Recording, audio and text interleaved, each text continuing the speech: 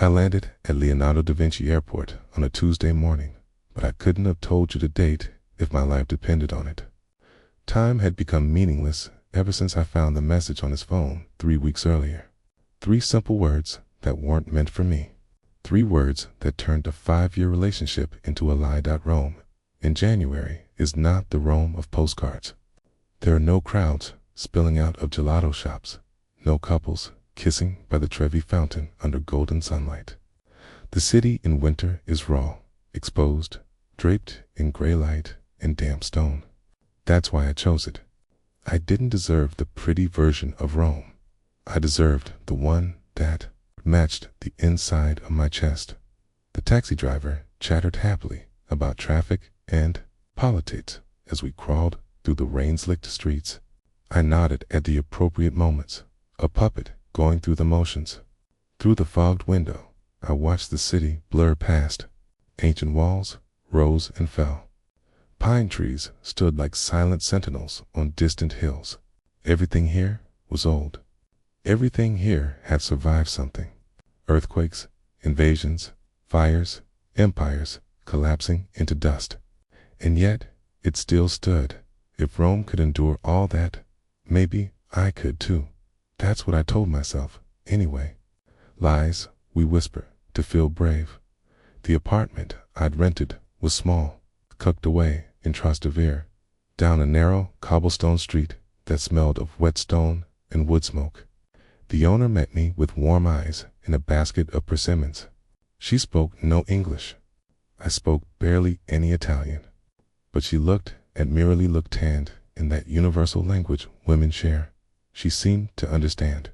She touched my cheek gently, said something soft, and left me alone with my silence. For 2 days, I barely left. I slept in fits, waking at odd hours to the sound of church bells marking time I didn't care about. I ate the persimmons slowly, their flesh sweet and strange on my tongue. I checked my phone obsessively, then threw it across the room when I caught myself hoping he'd called. He hadn't. He wouldn't. The message I'd found wasn't a mistake. It was an ending. On the 3rd morning, I realized I hadn't looked in the mirror since I arrived. When I finally did, I barely recognized the woman staring back. Her eyes were hollow. Her skin looked thin, stretched too tight over bones that seemed sharper than I remembered. She looked like a ghost occupying living space. That's when I understood what I was doing here. I wasn't healing. I was hiding. I had come to Rome to disappear among the ruins because I felt like one myself. So, I forced myself outside. The air hit me like a wall cold, damp, alive, with the smell of espresso and exhaust and something ancient I couldn't name. I walked without direction, letting the narrow streets swallow me. Red brick walls rose on either side, their surfaces scarred by centuries. Vines crawled up shuttered windows. A cat watched me pass with eyes that held no judgment, only curiosity. I envied that cat. Eventually, the streets opened up, and I found myself at the edge of something vast. The Roman Forum. I'd read about it in books, seen it in films. But nothing prepares you for standing at the edge of an empire skeleton. I bought a ticket and walked inside. The place was nearly empty. A few tourists huddled under umbrellas in the distance, but mostly it was just me and the ghosts. I wandered past fallen columns and broken arches, my feet finding paths worn by people who'd been dust for 2,000 years. The rain had stopped, leaving everything wet and gleaming. The stones breathed moisture into the cold air. I sat on a chunk of marble that had once been part of something magnificent. Now it was just a bench for broken-hearted women from another continent. The irony wasn't lost on me. Around me, the Forum spread out like an open grave. Temples with no gods. Arches celebrating victories no one remembered. The house of the Vestal Virgins stood nearby, its statues staring blankly at nothing. Women who'd dedicated their lives to sacred fire, punished if they let it die. I understood that pressure, that terror of being the one responsible for keeping something vital alive. I'd tried so hard to keep my relationship burning. I'd starved myself feeding it. And in the end, it died anyway. Not because I failed, but because he'd been pouring water on it behind my back. A group of German tourists passed, their guide speaking in rapid, efficient sentences about emperors and assassinations. I caught fragments. Julius Caesar fell here. The Senate stabbed him 23 times. Almost laughed. 23 times. What a specific number. What a precise measure of betrayal. I looked down at my own chest, still whole, still breathing. How many times had I been stabbed? One message, one confession, one moment of discovery. But somehow, it felt like 23, like 100. Like every good memory I had was now a knife twisting. The sun tried to break through the clouds, weak and half-hearted. For a moment, light caught the wet stones and turned them gold. I watched it happen, this small miracle of refraction, and felt nothing. That was the scariest part. Not the sadness I could handle sadness. It was the numbness. The way the world had gone mute. The way colors seemed faded. The way music sounded like noise and food tasted like obligation. I'd read somewhere that grief is just love with nowhere to go. If that was true, my love was wandering the earth like a lost soul, homeless and desperate. I'd given it everything I had, and now it had been evicted. No warning, no appeal. Just get out. A bird landed on the column beside me, shook its wings, and sang a few notes into the silence. I watched it, this tiny creature so certain of its place in the world. It wasn't asking permission to exist. It wasn't apologizing for taking up space. It just was. I wanted that. God, how I wanted that. But wanting and having are different countries. And I didn't have a passport. As the afternoon faded toward evening, the tourists drifted away. The guards began their slow sweep, herding the last stragglers toward the exits. I stood reluctantly, my body stiff from sitting so long on cold stone. For a moment, I pressed my palm against the marble beside me. It was warm where I'd been sitting, my heat temporarily changing something ancient. It wouldn't last. The stone would cool the moment I left. But for a few hours, I'd made a small difference to something that had stood for millennia. Maybe that was enough for one day. Walking back through the forum toward the exit, I passed the Arch of Titus, carved into its stone. A relief showed Roman soldiers carrying away treasure from the destroyed temple in Jerusalem. A menorah, sacred objects, the spoils of conquest.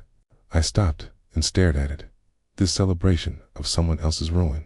That's when I felt it. The first crack in my numbness.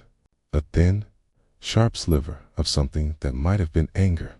Because here was the truth no one tells you about heartbreak. It's not just grief. It's also humiliation. It's the knowledge that someone you trusted absolutely was willing to destroy you for their own pleasure. It's the realization that while you were building a future, they were building an exit. It's the final, humiliating truth that you were not enough to make them choose differently. The anger felt dangerous. It felt like power. It felt like something I could use if I was brave enough. But then it faded, replaced by that familiar numbness. And I walked out of the forum with the other tourists back into the cold Roman evening, back toward my empty apartment and my persimmons and my sleepless nights. I didn't know it then, but something had shifted. The numbness had cracked, even if only for a moment. And through that crack, something was waiting to get in, or someone. The next morning, I would go back to the forum, not because I wanted to, but because I had nowhere else to go. And there, among the ruins, I would meet a man who looked at me the way those ancient stones looked at the sky, patiently, persistently, waiting for the cracks to show so the light could finally enter. But that was tomorrow. Tonight, I would lie awake and listen to church bells and wonder if I would ever feel warm again. I went back to the forum the next morning because I didn't know what else to do with myself. The apartment felt like a cage. its walls closing in with every hour I spent staring at them. At least among the ruins, my emptiness had company. The day was colder than the one before. Frost clung to the grass in thin patches, and my breath escaped invisible clouds as I walked through the turnstiles. The same guard from yesterday recognized me with a nod. I wondered if he saw broken women often enough to spot them on sight. Probably. Rome had been receiving the heartbroken for 2,000 years. I was just another in a long line, I found. My spot, again that same chunk of fallen marble near the house of the Vestal Zand. Sat down. I brought a sketchbook this time, though I hadn't drawn anything in months. Once, I filled pages with buildings and streets and faces. Once, I'd had an identity beyond the woman who'd been left. I wanted to see if that person still existed somewhere inside me. The pencil felt foreign in my hand, awkward, like holding a stranger's fingers. I started with the outline of a nearby column. Simple lines. Nothing ambitious. Just something to prove I was still capable of making marks on paper. But my hand shook, and the lines came out wrong. And soon I was staring at a drawing that looked like a child's first attempt. I tore the page out, crumpled it, and shoved it in my pocket. The second attempt was worse. By the third, I wasn't even trying anymore. I was just making scratches, filling space, pretending to be someone who still cared about something. That's when I heard the voice. "May I ask what you are drawing?" I looked up to find a man standing a few feet away. He wasn't young, maybe 40, with gray threading through dark hair at his temples. His face was all angles and sharp lines, the kind of face that looked carved from the same stone as the ruins around us. He wore a heavy wool coat, open despite the cold, and carried a leather portfolio under one arm. His eyes were the thing I noticed first. Dark brown, almost black, and intensely focused. They looked at me like I was something worth studying. "Nothing," I said. "I'm not drawing anything." Stepped closer, not waiting for permission. Most people would have. He didn't. "May I see?" Before I could refuse, he was beside me, looking down at the page. His presence was large, commanding without trying to be. He smelled like coffee and paper and something else I couldn't place. Old wood, maybe, or stone dust. "You are lying," he said quietly. "You are drawing ruins, but you are also drawing something else. You are drawing the way you feel." No, I should have been offended. Instead, I was frozen. No one had spoken to me that directly since I'd arrived. No one had even tried. He pointed to the page. "Here, these lines are angry. They press too hard into the paper." And here his finger hovered near the edge. "These are exhausted. They barely exist. You are fighting yourself on the page." I pulled the sketchbook against my chest, suddenly protective. "I didn't ask for a critique. No, but you needed one." He looked at me then, really looked, and I felt something shift in my chest. Not attraction, not yet. Something more like recognition. Like he saw past my face, past my walls, into that hollow place I've been nursing like an injury. "You are American, here alone, sitting in the cold, drawing angry lines. This is not a vacation. This is an escape. How do you know I'm alone? Because you sit like someone who has forgotten there are other people in the world." He said it without cruelty. "Just fact. I am Leo, by the way." I didn't offer my name. He waited.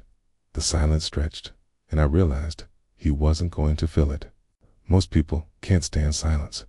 They rush to cover it with words, with jokes, with anything to escape the discomfort. Leo just stood there, patient as the stones around us, letting the silence exist. "Clara," I finally said. "Clara." He said it like he was tasting it. "Clara, who draws angry ruins. Welcome to Rome." He should have left then. That would have been the normal interaction. Stranger makes observation. Stranger moves on. But Leo didn't move.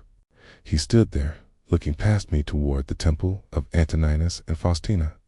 his expression shifting into something like reverence. "Do you know what this place was?" he asked. "A forum?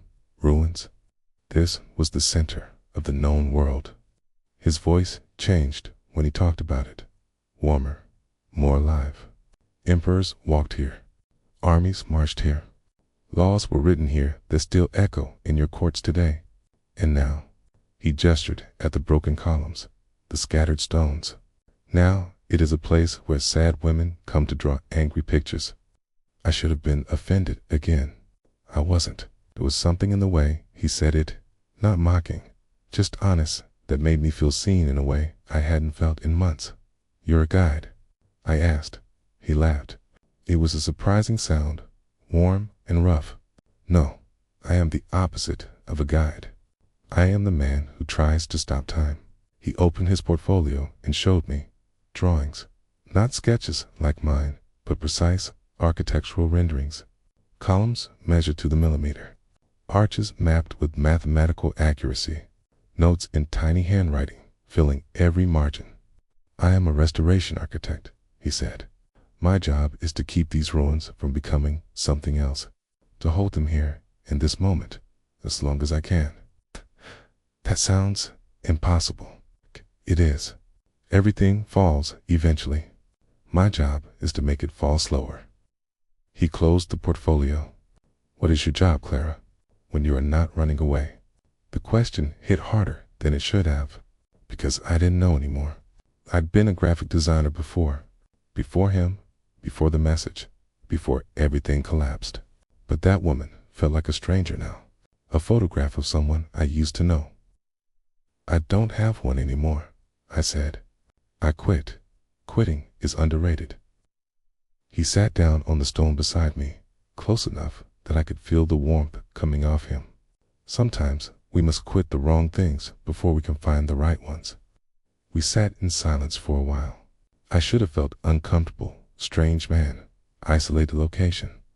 All the warnings my mother had drilled into me since childhood, but I didn't. Leo didn't feel like a threat. He felt like a fact, solid, unavoidable, present. "May I show you something?" he asked. I nodded. He pointed to the column I'd been trying to draw. "You see that crack? Running from the base up about 2 meters. I saw it. A dark line, splitting the marble like a vein. Everyone who looks at this column sees damage, weakness, a flaw." He turned to me. "I see the opposite. That crack is where the stone surrendered to pressure instead of shattering completely. It bent. It adapted. It survived by breaking a little." I stared at the crack, and something in my throat tightened.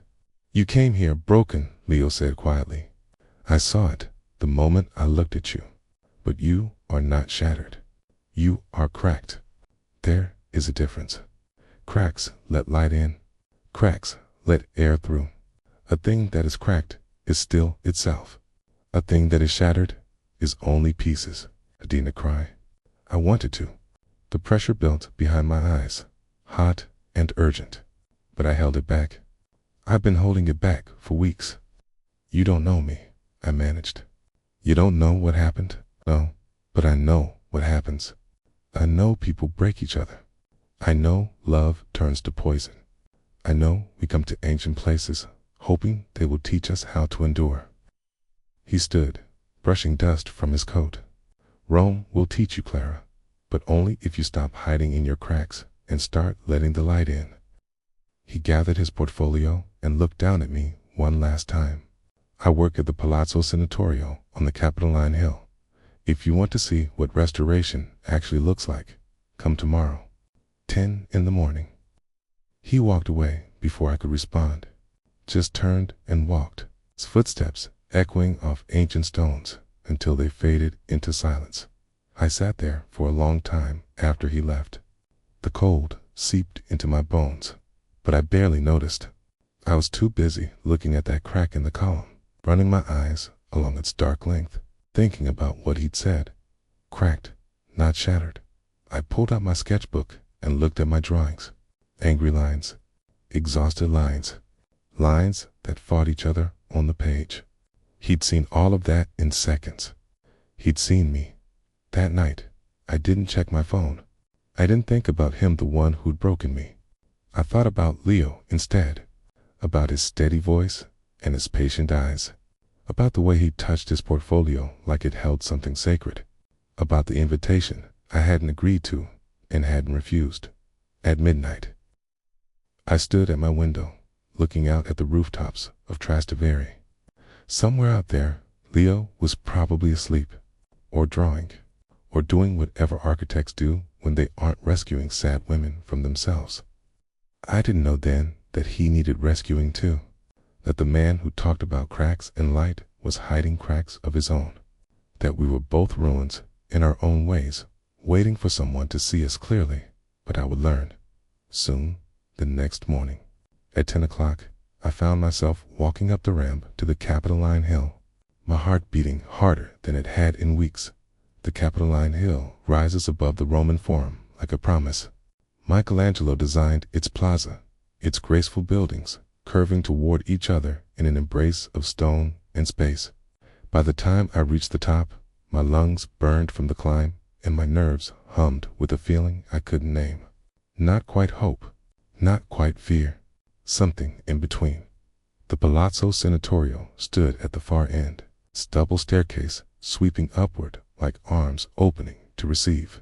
I found Leo exactly where he said he'd be, standing near a scaffolding that hugged one corner of the building. He was arguing with someone, a younger man in a dusty coat, who gestured emphatically at a crack in the foundation. Leo listened with his whole body, still and focused. Then responded in rapid Italian that made the other man nod in retreat. He turned and saw me. For a moment, his expression didn't change. Then something softened at the edges of his eyes. You came? Okay? You didn't think I would. Thought you might talk yourself out of it. Huh? He gestured for me to follow.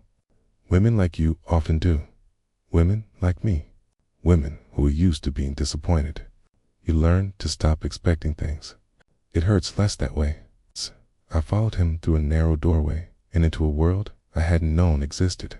Behind the public face of the palazzo, behind the Renaissance grandeur and the tourist photographs, lay a different Rome, older, rougher.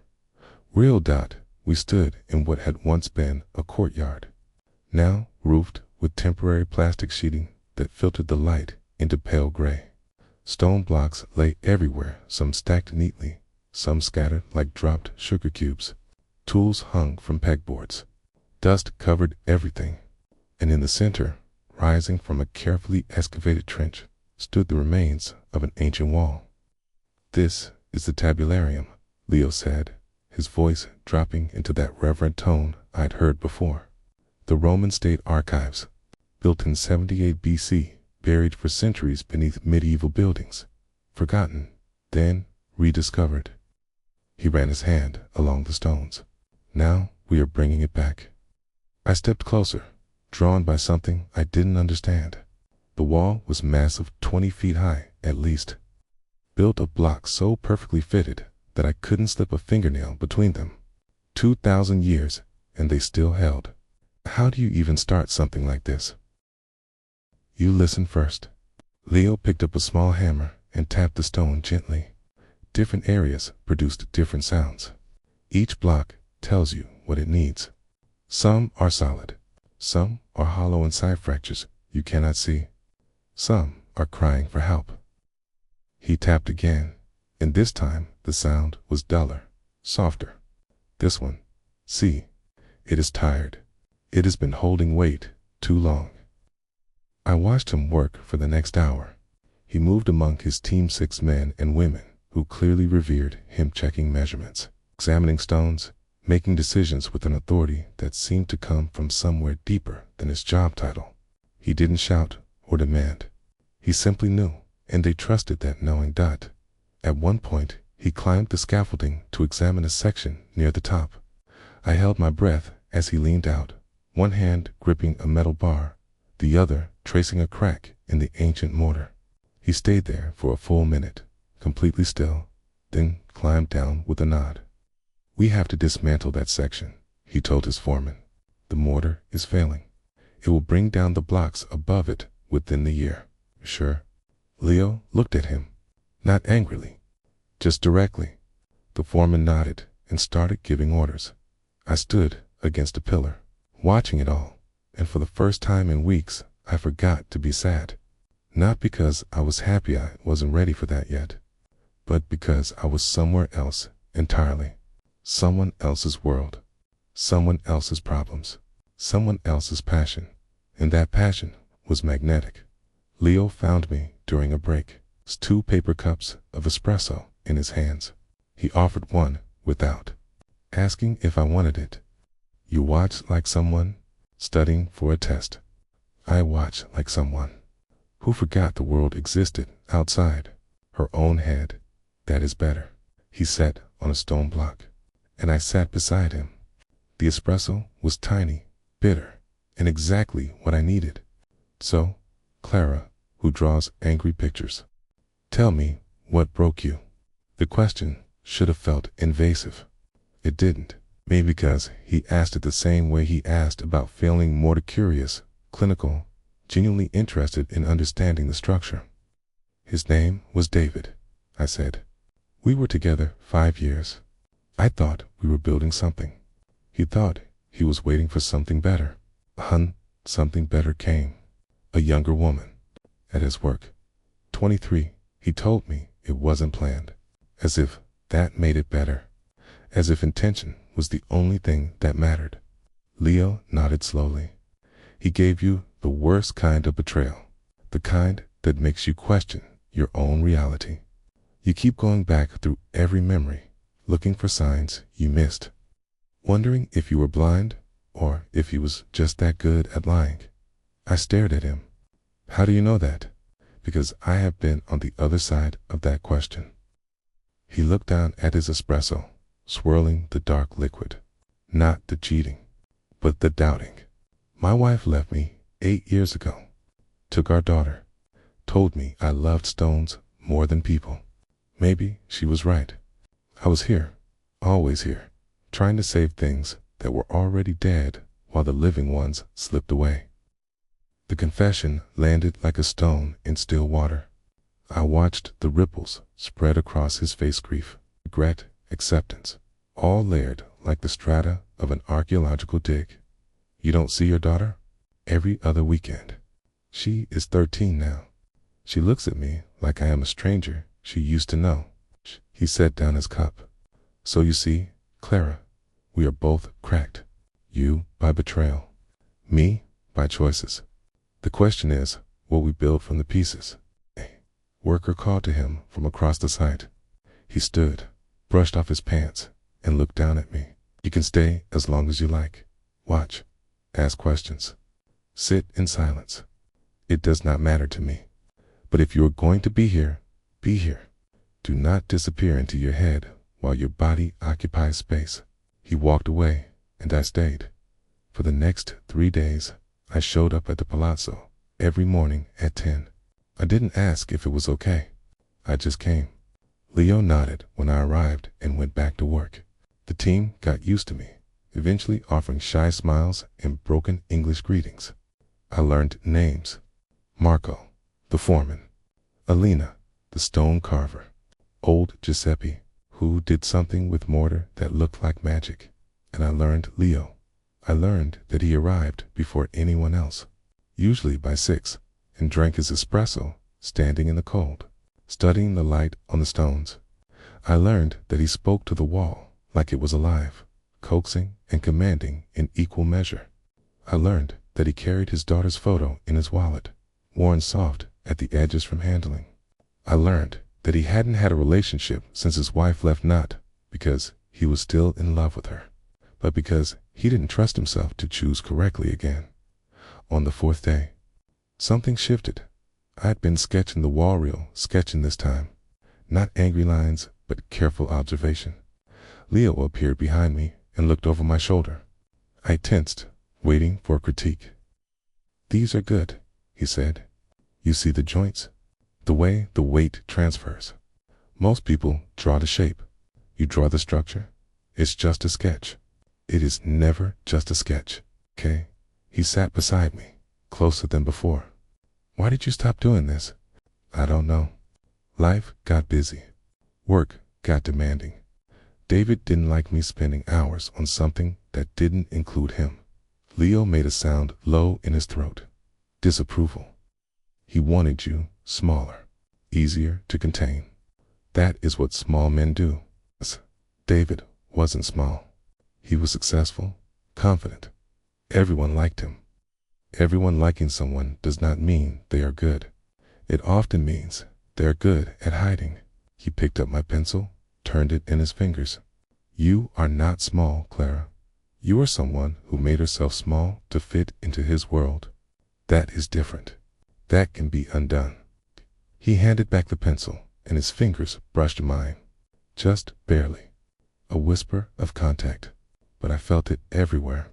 That night, I couldn't sleep. I lay in my apartment, listening to church bells, replaying that moment over and over. The way his eyes held mine. The way his voice dropped when he talked about my ex. The way his fingers lingered a second longer than necessary. I was terrified, because feeling something again meant risking everything again. It meant opening the door to pain. It meant admitting that I was still alive enough to want, and I wasn't sure I was ready for that. The next morning, I almost didn't go. I stood at my window, watching the sun creep over the rooftops, and argued with myself like a lawyer preparing for trial. Too soon, too vulnerable, too dangerous. He's just being kind. He's just filling the silence. You're projecting meaning onto nothing. But my feet carried me to the Capitol line anyway, because something stronger than fear was waking up inside me. Something that wanted to be seen. Something that wanted to see him. When I arrived, the sight was chaos. Men ran in every direction. Voices shouted in rapid Italian. And in the center, standing motionless amid the panic, stood Leo. His face was gray. His hands hung at his sides. And behind him, where the ancient wall had stood for 2,000 years, was only rubble. The rubble stretched across the excavation site like a corpse. Stones that had stood since before the birth of Christ now lay scattered in broken heaps, their fall still echoing in the dust that hung in the air like fog. I stood frozen at the edge of it, my hand pressed against my mouth, watching Leo do nothing. That was the strangest part. He did nothing. The men around him ran.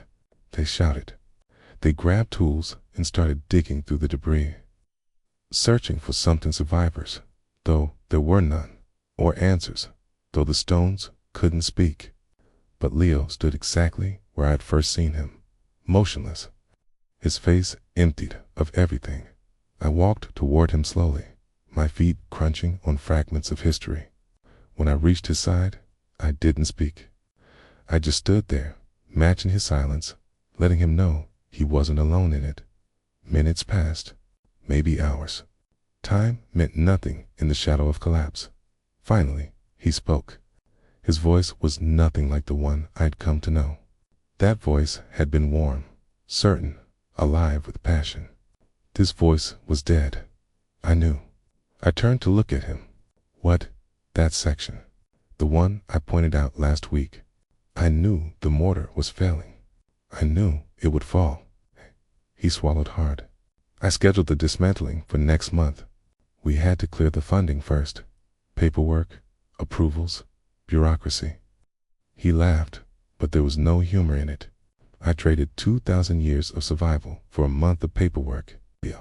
You couldn't have known. I did know. That is the point. I looked at that wall and saw its depth. And I did not act fast enough because the world requires forms and signatures in meetings with people who do not understand that stone cannot wait. His voice cracked on the last word, and I watched him fight to hold himself together. 8 meters of history, gone because of me. Marco approached carefully, his face streaked with dust and sweat. Leo, we need you to look at something.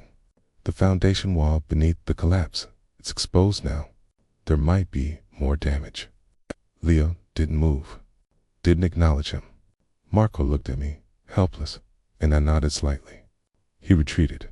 I stepped closer to Leo, close enough to feel the tension radiating from his body, the barely contained vibration of a man about to shatter.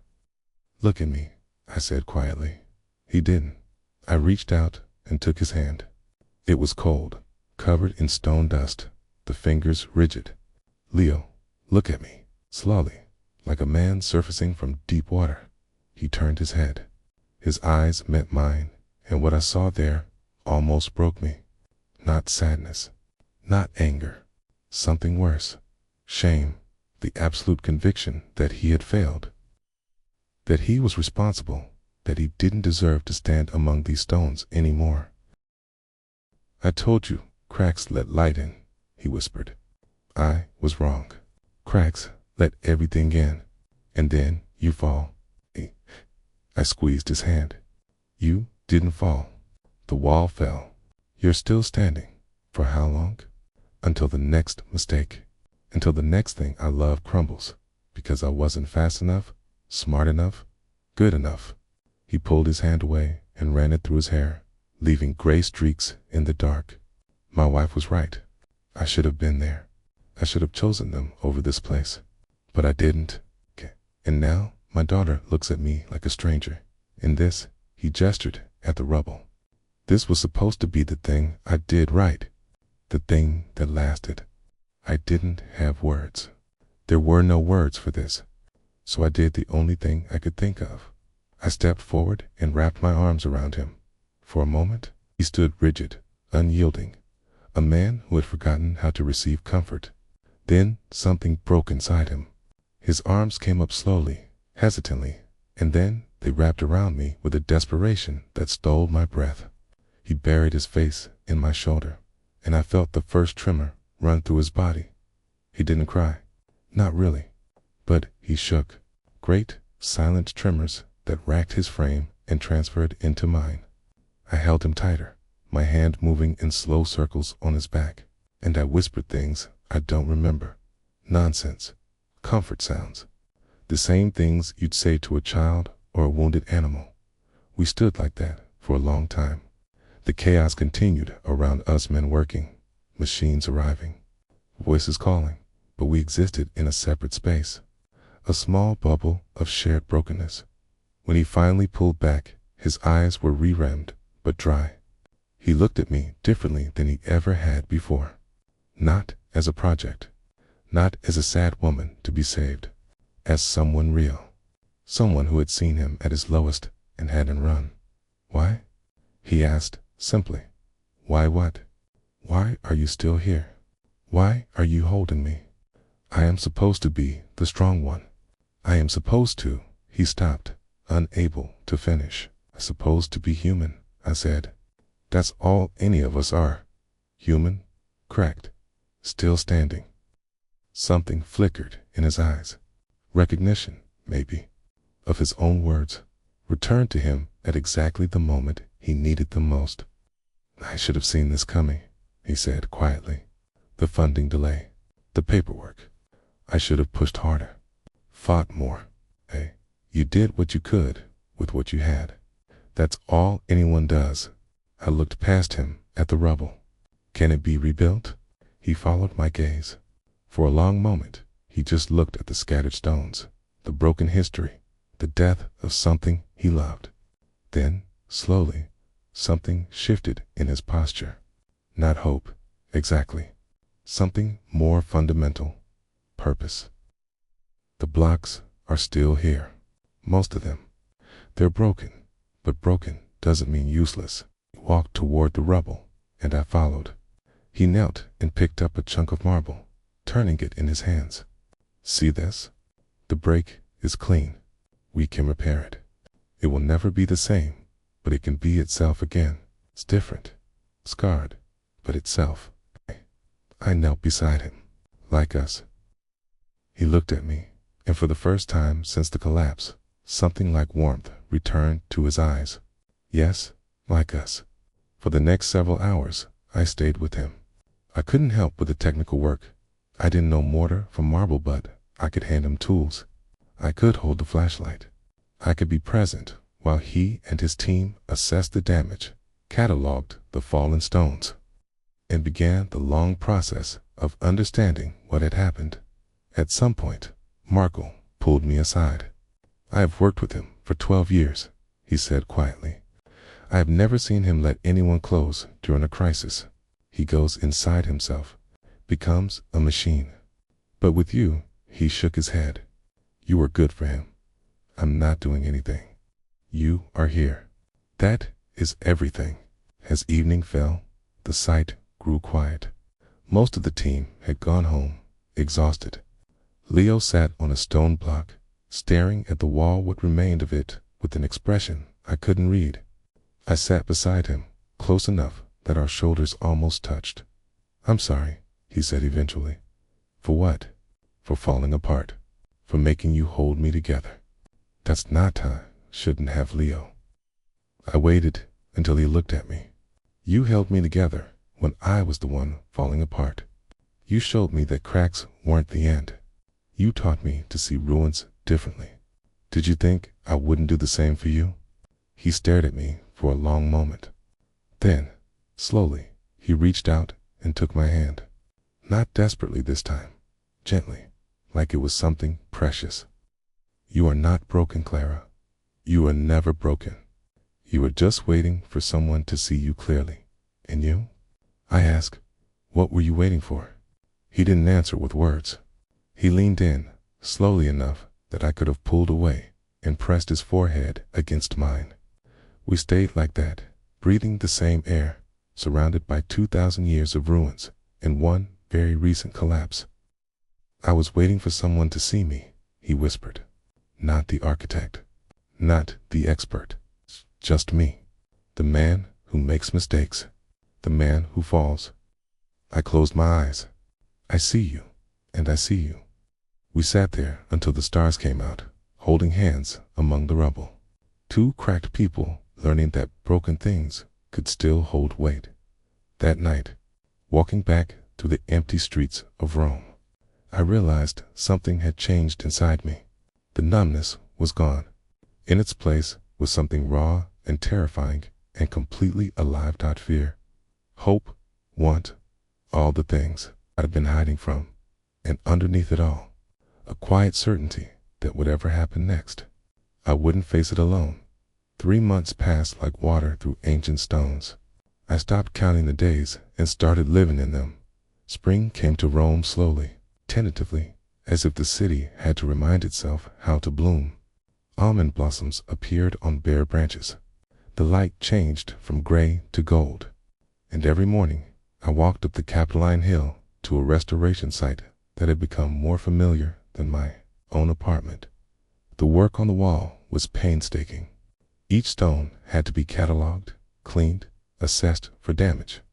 Leo approached it with a patience I'd never seen in any 1 hour spent studying a single block, determining exactly how it fit into the larger puzzle. The collapse had revealed something unexpected, an earlier foundation layer, untouched for millennia, with markings no one had ever recorded. "Romans built on top of Romans," Leo explained one afternoon, tracing the ancient inscriptions with his finger. Each generation thought they were the last. Each generation was wrong.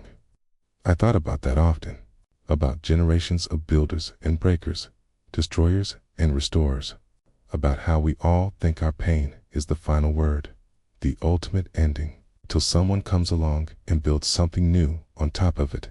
My sketchbook filled with drawings, not angry lines anymore, but careful studies of the work.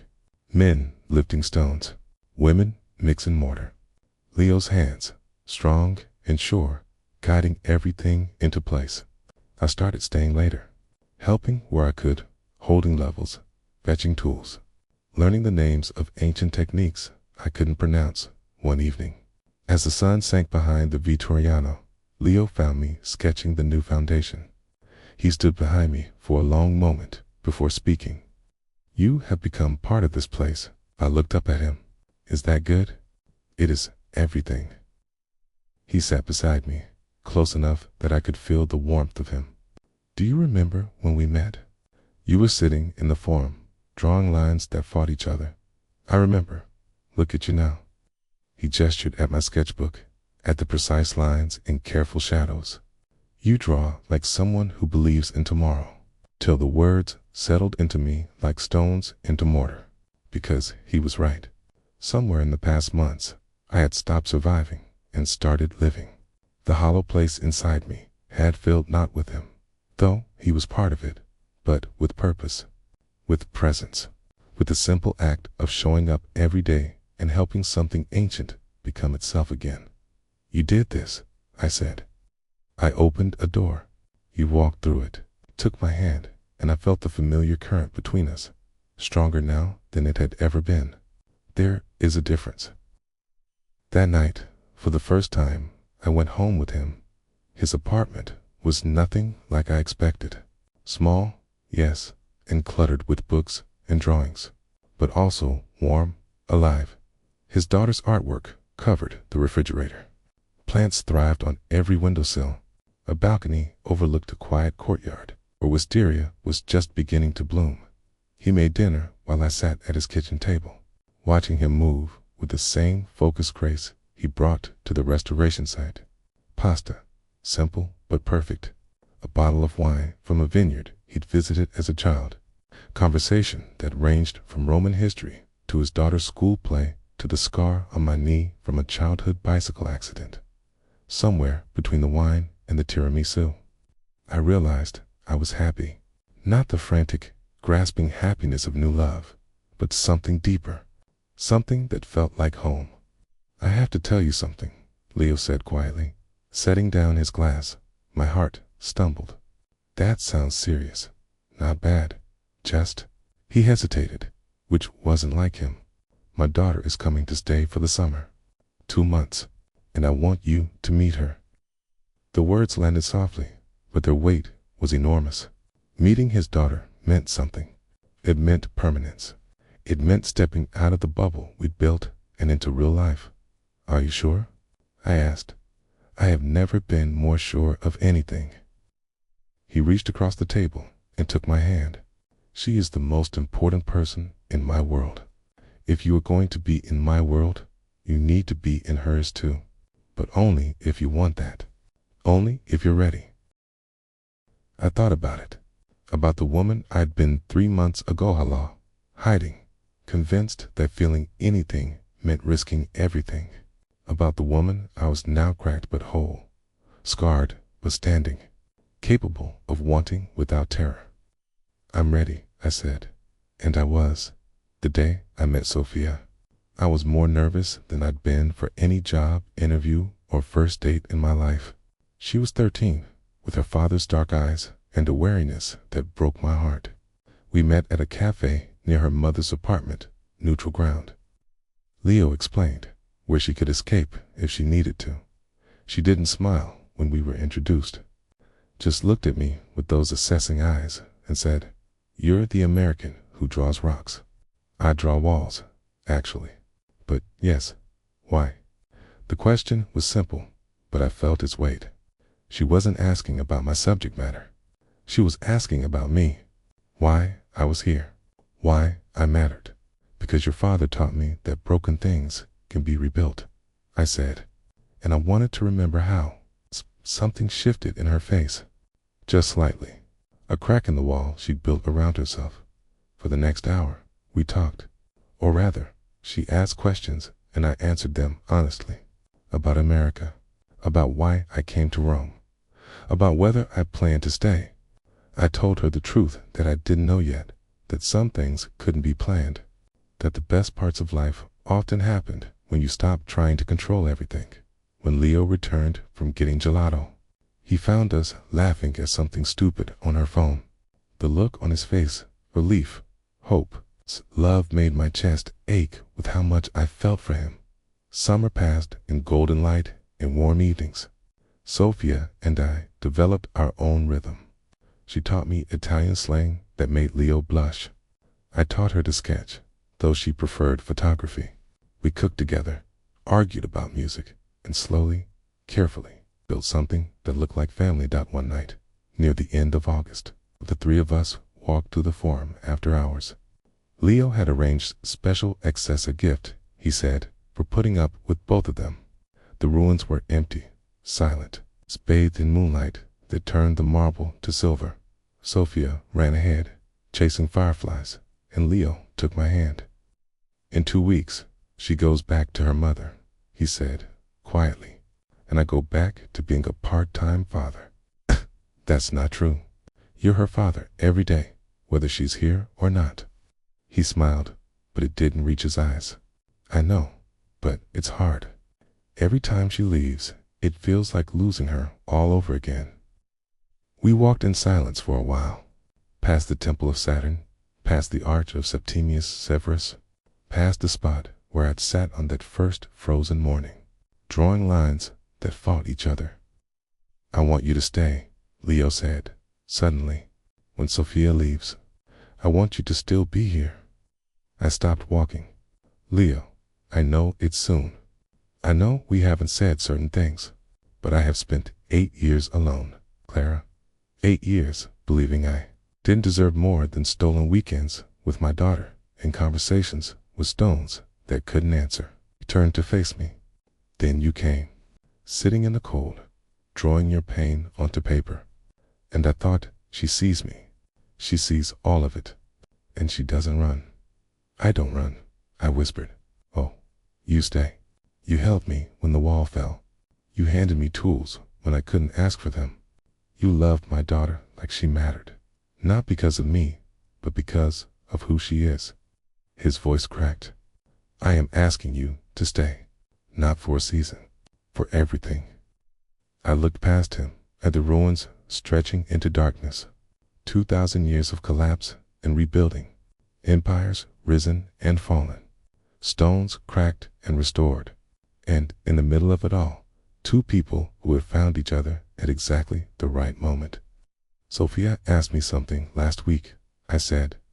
She asked if I was going to marry you. Leo's breath caught. I told her I didn't know.